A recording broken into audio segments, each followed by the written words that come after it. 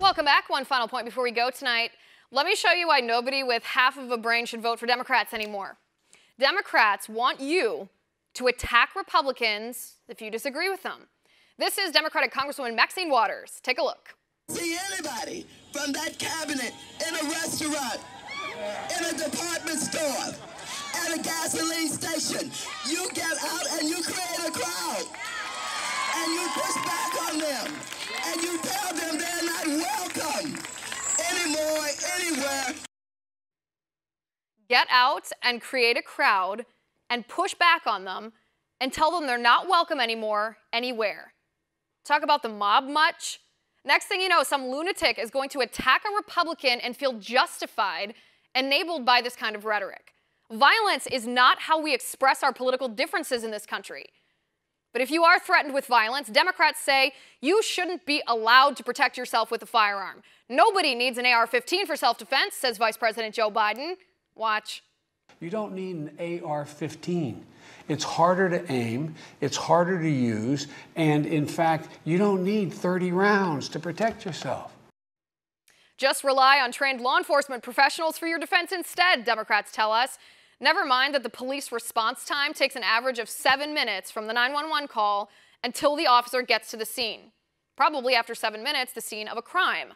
But wait, liberals want to take away our guns and tell us to rely on law enforcement, but law enforcement is racist, they say. Remember the systemic racism targeting black men. And now ICE is racist too for deporting illegal aliens who jump our border. The nerve of them. Liberal Cynthia Nixon, running for governor in New York, wants to abolish ICE. Watch. We need to abolish ICE. That seems really clear.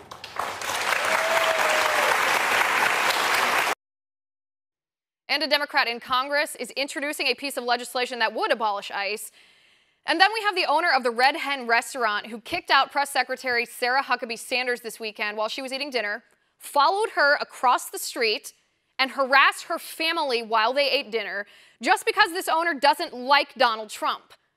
Meanwhile, you liberals tell us it's discrimination for Christian business owners to decline to participate in a gay wedding, since gay marriage violates their religious beliefs, even though those business owners are happy to serve gay people in their establishments. Do you even see a logical inconsistency here? You can't have it all the ways. You don't get to play by different rules than we get to play by. Your violence and your calls to attack Republicans and your intolerance and disrespect of Christian business owners and your anti-gun, anti-Second Amendment BS, this is why we didn't vote for you. This is why we won't vote for you in the future. But keep it up. Every time you open your mouth, more of us decide to vote for Donald Trump in 2020. And that is my final point.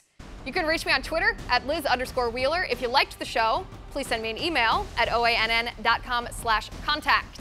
In the meantime, catch us here tomorrow at 9 p.m. Eastern. And until then, have a good night.